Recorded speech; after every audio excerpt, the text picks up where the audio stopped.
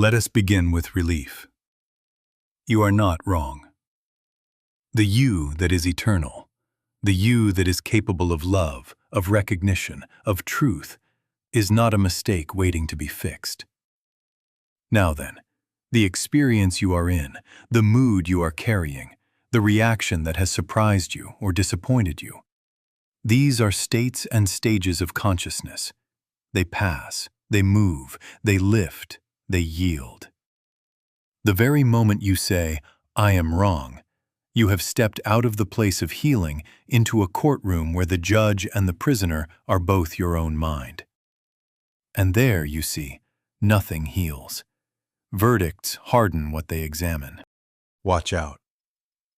I'm speaking now from the standpoint of the infinite way.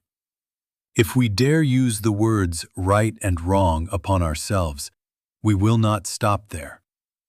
We will spread that habit outward until our world is a courthouse and every face we meet is measured against a sentence we carry in our pocket. Never, never, never. There can be no exception to the rule. Do not turn life into litigation. In other words, do not enthrone a verdict where a state of consciousness is all that is present. I am not excusing harm. I am not asking you to suppress your humanity or call darkness light. I am asking you to locate experience correctly so that the lifting power can do its work. Presence cannot enter a room filled with pronouncements. It appears the instant a space is cleared. You see, shame is a false verdict. It feels final because it does not ask questions. It announces. It does not look, it declares. But shame is only a temporary interpretation of a temporary state. It is the mind's thunder, and thunder is noisy but empty unless you mistake it for law. The moment you stamp yourself wrong, you freeze the very motion by which consciousness would have unfolded you into a cleaner response, a truer word, a wiser step. Now then, what is the place of healing? It is the quiet awareness in which you are not naming yourself a sinner or a saint, a success or a failure, but are witnessing, without verdict, the condition that is passing through. In that witness there is a subtle gratitude, not for events, not for outcomes, but for the fact of life, for the presence that is here before and beneath the event. And there, God contact begins. Not a fixing of the self, but a recognition that dissolves the self that would fix. I have no spiritual pride in telling you this. I know where I am, and I know just where I am not yet.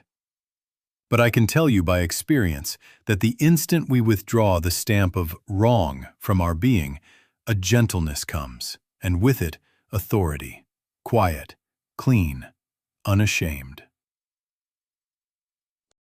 So let this be our orientation and our promise. We will not excuse harm, and we will not condemn being. We will learn to say, "This is the state, it will move." And in that saying, we open the door. The place of healing is the place without a verdict. And as you stand there, you will see shame fall away like yesterday's weather, and presence begin its lawful lift. Now then, let us lay a foundation we can stand on in storm or sunshine. Never, never, never use right and wrong as spiritual measurement. Watch out.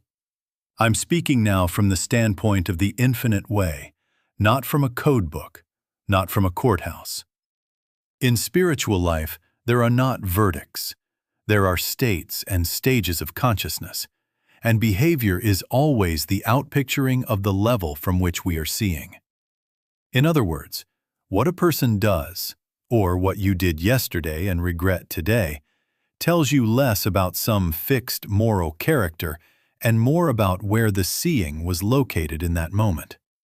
Move the seeing, and the doing moves. Lift the state, and the conduct changes of itself. You see, The human mind believes it can secure holiness by pronouncing sentences: right, wrong, good, bad, and then punishing or rewarding accordingly. But the soul does not respond to verdicts. It responds to light. This is why we will not bless destructive conduct, and we will not curse the doer. We refuse to make an identity out of a passing stage. That is not approval. That is accuracy. The fact that a child stumbles while learning to walk does not make the child wrong. It reports the stage. If you humiliate the child, you freeze the legs. If you recognize the stage and give a hand, the walking appears. Relativity must be understood if we are to have compassion without sentimentality. What is unthinkable at one level was reasonable at another. What you would never dream of today might have been your best attempted order 5 years ago. I'll go further.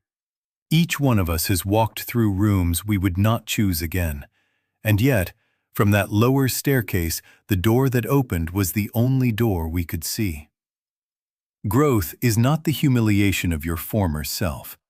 Growth is the change of view that makes another step lawful, simple, almost inevitable. The past, seen from a higher landing, is reinterpreted, not flogged. Now then, how do we live with this? We practice honest self-location. I have no spiritual pride in saying so. I know where I am, and I know just where I am not yet. And you must learn to say the same, quietly, without drama. This is the state I find myself in. This is the seeing available to me today. When you do that, you withdraw the gavel and pick up the lamp. The moment you stop calling yourself wrong and instead recognize the stage, you shift from accusation to illumination, and illumination does the transforming. Never be ashamed to acknowledge your present level. Shame is the refusal to be where you are, and therefore the refusal to rise. So let this be our measure, not right or wrong, but nearer or farther from the awareness of presence. Not guilty or innocent, but clear or clouded in our seeing. And let our speech follow suit. I acted from fear. Today, I can act from a little more trust. I spoke from scarcity. Now I glimpse supply as law. Such language is not evasion. It is the truthful report that invites light. And you will discover, over and over and over again, that as the language changes, the state shifts. And as the state lifts, conduct follows. Cleanly, naturally, without humiliation and without excuse. Now then, let us look squarely at this thing that so many of us mistake for spiritual seriousness: shame. You see, shame is the mind trying to become God by taking the bench, pronouncing sentence, and imagining that punishment will purify. It is counterfeit earnestness. It puts on the robe of solemnity. I am really taking my soul in hand now. But its only instrument is condemnation, and condemnation never gives light. It only tightens the cell. Shame says, if I make myself suffer enough, I will stop doing this. And I'll go further. The mind believes that this whip is virtue, when it is only self-violence dressed up to look like holiness. Watch the inner loop, because it repeats with cruel efficiency. There is a behavior, perhaps an old fear, a harsh word, a secret indulgence. At once the label drops, wrong. Then the label slides into identity. I am wrong. From that identity, hope thins out. This is what I am.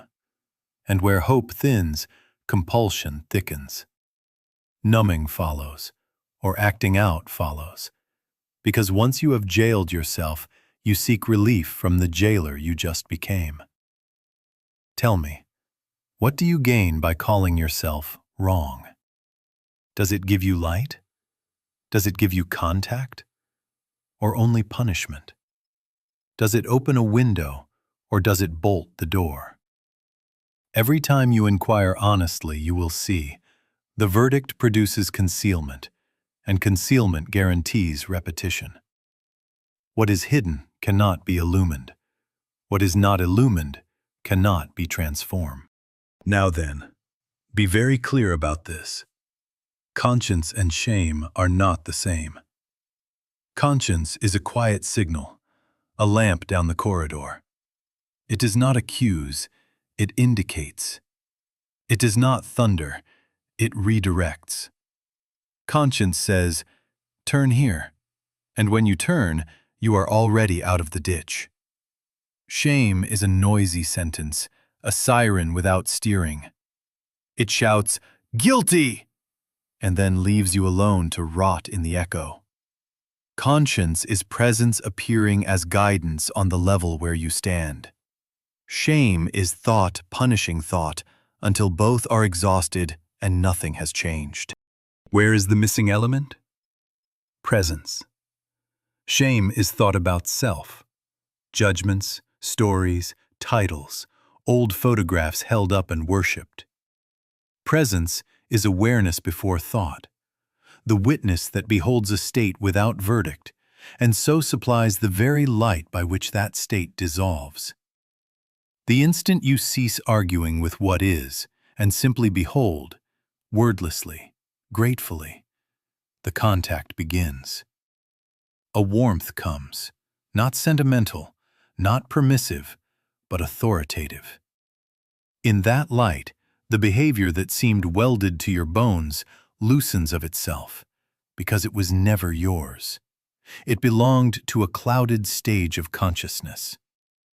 Presence illumines the stage, and the play changes. So hear this as law, not scold. Transformation by punishment is impossible. Never, never, never. You cannot beat darkness out. You can only turn on the light. The mind's bench could sit for 1,000 years and render 1,000 verdicts, and none would rise you 1 inch. But one moment of presence, no words, no bargains, a simple willingness to witness and to love the truth of God here, breaks the loop, restores the dignity of honest self-location, and makes the next right step not heroic, but natural. Now then, let us make this practical, because without practice, these ideas become decorations on the very ego we are letting go. You must demonstrate on the level where you find yourself. Never try to act from a stage you have not yet embodied. You will only strain, and strain is the sign you are trying to purchase tomorrow instead of living today. I am speaking now from the standpoint of the infinite way. There are states and stages of consciousness, and conduct is always the expression of the state. So the question is never, how do I leap to the top? The question is, where am I now, and what is the next honest step from here? Never be ashamed to admit you haven't attained the fullness. Only pride hides, and hiding delays growth. I have no spiritual pride in saying that. I know where I am, and I know just where I am not yet. Let us picture the ladder, not to impress you, but to give you a gentle map. First, there is impulsive reaction. The body and nerves answering old alarms before thought has even dressed itself. On that rung, your demonstration may be as simple as a half breath before the word leaves your mouth, a softening of tone, or a quick, clean apology afterward. That is already light. Next comes social conscience. You awaken to impact, to the circle around you. Here the demonstration is reliability, boundaries, keeping your word, repairing when you miss. Then mental control. The mind learns a measure of stewardship. You choose your attention, you restrain the tongue, you train habits. Useful, but not final. After that, spiritual discernment begins. Conscience as a lamp, not a whip. You sense the inner nudge and you honor it above personal preference. And finally, quiet communion. Wordless receptivity in which the doing is ordered by presence itself, and action is clean because it is not self-authored. You see, the most painful season is the in-between. When you glimpse communion, yet the gravity of old reaction still tugs at your sleeve. Do not call that failure. It is transition. The caterpillar is not wrong because it bulks along after glimpsing wings. It is simply not finished. In other words, the ache you feel there is not condemnation. It is stretching. Stay honest. Name the rung you are on, and the ladder will carry you. Watch out for the old habit. If I hate this enough, I'll stop it. Never, never, never. The next stage is not earned by self-hatred. It is entered by clearer seeing. The minute you say, "This is the state present, I witness it without verdict," you have already shifted states. And from that slight lift, a different act becomes natural. Pride says, "I can behave higher than I am." Humility says, "Show me where I am. Let light lead me one step." So here's the compassionate upgrade path in practice. In a moment of trigger, stop arguing. Locate yourself. Impulse is here. Or, I am at mental control trying to manage. Or, I sense an inner nudge. Turn, wordlessly, to gratitude. Not gratitude for an outcome, but for the fact of presence. Then take the next lawful step at your level. If you are at impulse, pause and soften. If you are at social conscience, speak truth and repair. If you are at mental control, hold silence and let the heat pass. If you are at discernment, obey the quiet signal. If you are in communion, let action flow without outline. Do not decorate the step. Do it. Then return to the stillness, over and over and over again. That is demonstration. And as you demonstrate on the level where you find yourself, the level changes of itself by grace, because presence is doing the lifting. Now then, let us come to the heart of it. Presence is not a technique. It is not a lever you pull to get a result. Presence is the end of inner prosecution, the cessation of argument with what appears to be.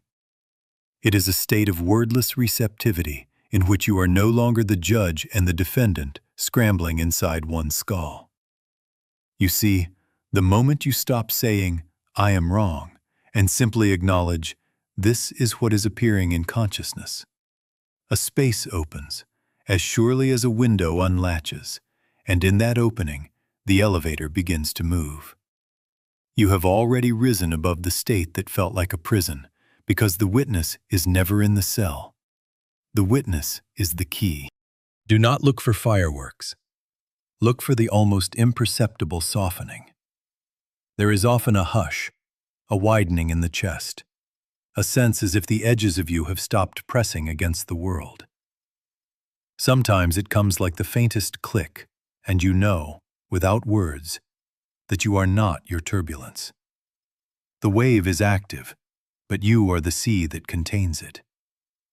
In that quiet, thought loses its authority to name you, and with it the verdict dissolves. Presence is the light by which the stage is seen as stage, and seeing it so, you are no longer cast in its drama. Now then, watch out for the counterfeit. The ego will attempt to perform presence as another project of self-improvement. I will be still. I will breathe. I will master this. No, that is still a personal self trying to reform a personal self, and it keeps you at the level of effort and disappointment. Presence is not something you do to yourself. It is what remains when the doer gets quiet. It is not the body forcing stillness. It is the awareness in which the body is allowed to be as it is until a truer order appears. In other words, presence reveals what you are beneath the pattern. It does not wrestle the pattern into a better shape. You might say, but if I stop arguing, won't I become passive? Never. Never, never. Presence is not passivity. It is the only power that responds instead of reacts. Reaction is fusion with the state, fear speaking as you, anger acting as you. Response is freedom from the state, a clarity that sees fear, sees anger, and is not compelled by either. When you stand as presence, you are not frozen, you are enabled. The next right step becomes obvious, clean, proportionate, without the aftertaste of self-violence, because it is no longer authored by the storm. I'm speaking now from the standpoint of the infinite way. Presence is lawful. The moment you witness without verdict, the assent begins of itself, because the self that witnesses is already higher than the scene it beholds. And so the work is simple, though not always easy. Stop the inner trial. Consent to the silence. Let the gratitude that has no object arise of its own accord, and wait, quietly, for the click. When it comes, do not decorate it with explanations. Abide. From there, whatever needs to be said will be given. Whatever needs to be done will be done, and the stage you feared will be found behind you, one floor below, as the elevator of presence keeps lifting you into light. Now then, since we have seen that presence lifts you the instant you stop arguing, let us speak of prayer, because here is where the old habit tries most cleverly to return. The common appeal is this: God, fix me, make me acceptable, give me the feeling that I am forgiven.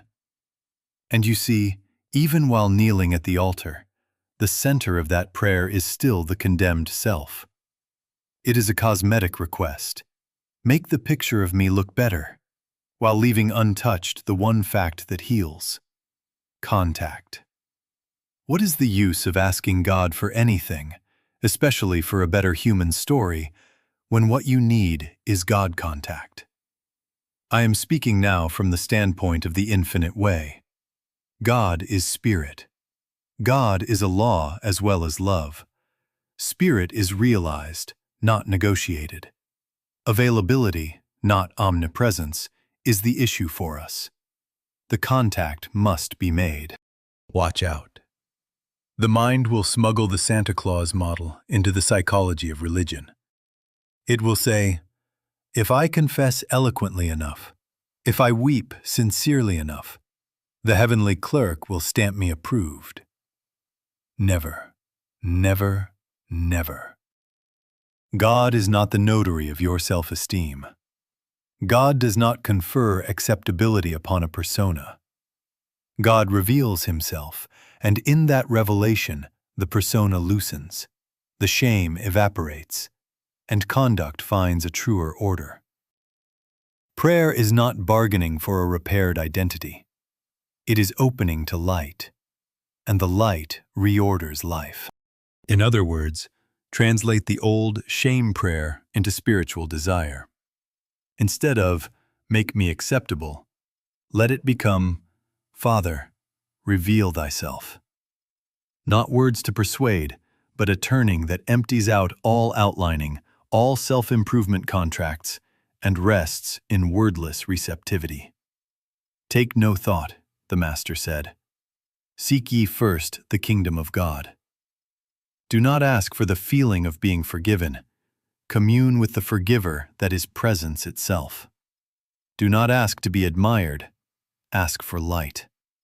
Do not ask to be relieved of consequence. Ask for wisdom, guidance, understanding. In the presence of light, compulsion weakens not because you threatened it, but because you saw it. In the presence of light, Honesty strengthens, not because you forced it, but because truth loved you into alignment. You might say, but don't I need a plan to be better? Plans belong to the mind that still believes it can stage manage redemption. Contact gives you law instead of plan. In the hush of prayer as communion, what is yours to do ripens into obviousness. No strain, no grand performance, just the next clean step. Sometimes it will be silence, sometimes a confession, sometimes a boundary, sometimes a restitution. You will notice the difference by the aftertaste.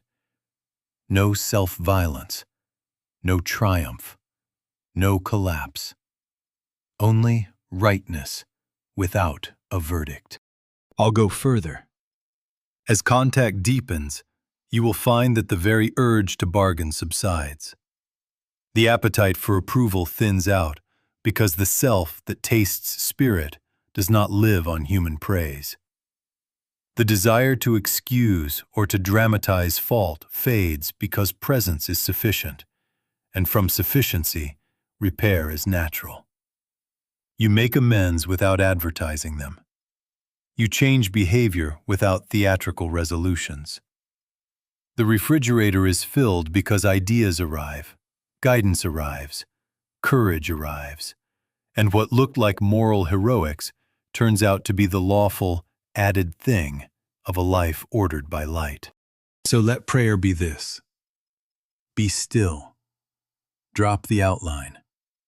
Let gratitude without an object rise. And in that inner Sabbath, whisper if you must, Father, reveal thyself. Father, reveal thyself.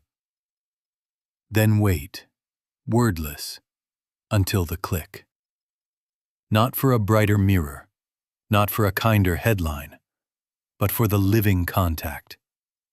From that, the image will take care of itself, because the behavior will have found its law. Now then, someone will say, if I stop calling myself wrong, won't I excuse harm? Never, never, never. Outgrowing shame is not leniency toward damage. It is the end of identity condemnation, so that true responsibility can function. I am speaking now from the standpoint of the infinite way. There are states and stages of consciousness. When you judge yourself, you fuse with the lowest stage and lose light. When you stand as presence, you see clearly what occurred, where it touched others, and what must be set right. Responsibility is cleaner than shame because it does not need to dramatize. It needs only to restore truth and harmony. You see, there are two motives for amends. Amends from shame are undertaken to relieve self-hatred. If I suffer publicly enough, I will feel clean. The center of that activity is still me. And so even while returning the money or apologizing, there is a fever for absolution, an outline for how others must respond. Amends from presence have another center. The question is not, how shall I be seen, but what restores right relation? What tells the truth? What mends the tear? The aftertaste will show you which motive ruled. Shame-based amends leave a hangover of performance, a need to retell the story. Presence-based amends leave quiet, proportion, and no further commentary required. Now then, let us lay out the compassionate path, stage by stage, the way you would walk a friend to safety. First, acknowledge the facts plainly. No embroidery, no self-defense, just the clean line. This is what I did. This is the effect, as best I can see. Second, feel what is here without dramatizing. Let the sting register, not as a theater of tears, but as honest sensitivity to impact. Third, listen inwardly. wordless receptivity, until the click. Father, reveal thyself. From that contact, a specific direction will emerge. A call to make, an amount to repay, a boundary to set, a misinformation to correct, a practice to adopt. Fourth, take the restorative action appropriate to the level where you find yourself. Do not try to act from a rung you have not embodied. Do the next right thing at your stage, then return to the stillness. Over and over and over again. Watch out. Punishment often masquerades as humility. Public self-accusation, excessive apologies that demand caretaking, vows of lifelong penance. These look pious, but they are still ego, still me at the center seeking relief. In other words, they are attempts to purchase innocence by pain. Never. Presence is enough. Presence will have you accept consequence without self-hatred, and that acceptance is powerful because it is truthful. If a door closes for a season, let it close. If trust must be rebuilt over time, build it with consistency, not with speeches. Here is the spiritual logic. The instant you cease judging, seeing clears. And when seeing clears, the necessary act becomes simple. You do not go to God for permission to punish yourself. You go for light. Light orders steps without moral theater. And you will know the work is clean when you neither crave punishment nor praise. When you can repair what is yours to repair, allow others their freedom of response, and abide in gratitude that the law of harmony is again operating. That is amends as a higher stage, not the spectacle of remorse, but the quiet authority of presence restoring what can be restored, and leaving the rest with God. Now then, let us put this on the ground so you can walk it every day without fuss or drama. We will not make a religion of effort. We will keep to a simple order that you can practice in 5 minutes or 15, morning, midday, and evening, and in any moment the old weather moves in. First, stop the verdict. The instant you notice the mind stamping you right or wrong, withdraw the stamp. Do not argue, do not compose a counterbrief, do not rummage for proof that you are better than yesterday. Simply say within, "This is a state appearing.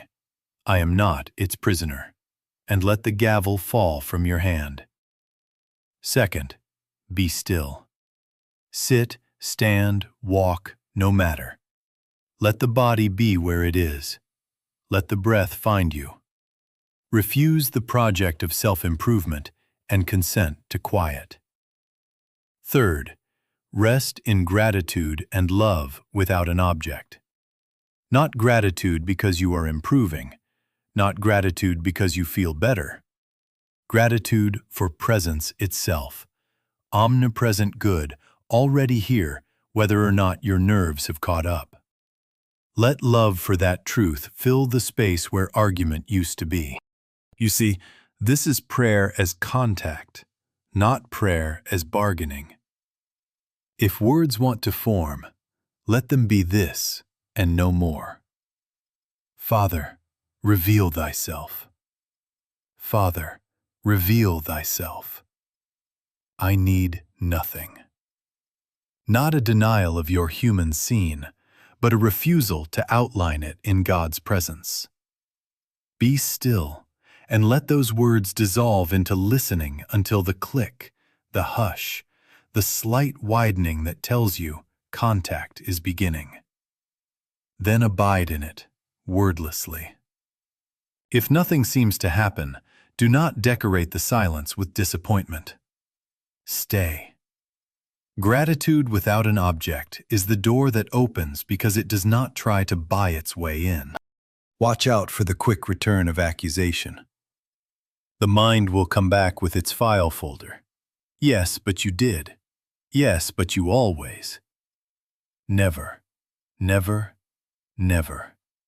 Do not argue. Notice it as you would a train passing, and turn again to quiet. Keep knocking at the door of your own consciousness. The kingdom is within you. The answer cannot be found in pleading with a sky. It is found in consenting to presence here. Each time you return, even if 100 times in 10 minutes, you practice the fact that you are not the weather. You are the sky in which it passes. Set your expectation rightly. Stages may revisit. Old moods, old reflexes may come through like familiar winds. You are not failing. The ladder is simply being climbed in spirals. The difference now is this. You no longer mistake a revisiting state for your identity, and because you do not, it cannot bind you as it did. The moment you stop the verdict, enter the silence, and let wordless gratitude rise, contact begins, and contact lifts the stage of itself. From that lift, the next right step will come, clean, simple, proportionate, without the theater of self-punishment and without the boasting of self-congratulation. Do this, quietly, daily, and you will find that life bears witness in its time, not because you hammered yourself into virtue, but because presence, received, reorders all. Now then, let us close where all true beginnings are made, identity. The moment you stop calling yourself wrong and simply acknowledge, I am here, on the path, at this stage, something unhitches inside. You feel it. The body may still carry yesterday's weather, but the soul is relieved of a burden it was never designed to carry. You are located, not condemned. Guided, not graded. And you see, that location brings with it a humility that is not collapse and a confidence that is not swagger. I have no spiritual pride in telling you I know where I am and I know just where I am not yet. And in that confession, I am not smaller. I am freer. In other words, your nature is not the stage you are passing through. Your nature is the light by which the stage is seen and outgrown. What does this new identity look like as it walks across a day? First, less compulsion to defend. The old reflex to argue your innocence begins to thin out. You can hear another's pain without building a case. Second, more willingness to tell the truth. Not grand confessions performed for applause, but clean statements, timely corrections, simple clarity without embroidery. Third, more gentleness. The edges soften, voices lower, hands open. Even when firmness is required, it carries no sting. Fourth, quicker recovery. When a mistake is made, you return to presence sooner. The interval between fall and rising shrinks from days to hours, from hours to minutes, and sometimes, marvel of grace, to seconds. These are the outward signs that inward contact is becoming your atmosphere rather than your emergency room. Now then, hear my final warning and my blessing. Never, never, never return to the courtroom. No inner judge, no inner defendant, no trial. The verdict seals the cell. Presence opens the door. Each time the old habit calls you by your former name, answer with the truth you have learned. This is a state, not my identity. Presence is lifting me now. Say it once or 100 times. Each saying is a turning, and each turning is a click. A little rising, the elevator moving of itself. Keep to the simple way. Stop the verdict. Enter the silence. Let gratitude without an object welcome the light. And do it again and again and again, until contact becomes a felt continuity, like a river you no longer visit but live beside and draw from all day long. So take this with you. I'm not wrong. I'm awakening. Life will bear witness in its time. Conduct will reorder itself. Relationships will clarify. Provision will appear as ideas, as courage, as doors that open when you arrive without a gavel in your hand. Walk gently. Tell the truth. Repair what is yours to repair. And when the winds revisit, return to presence. The ladder will carry you, and the light that called you will complete what it began.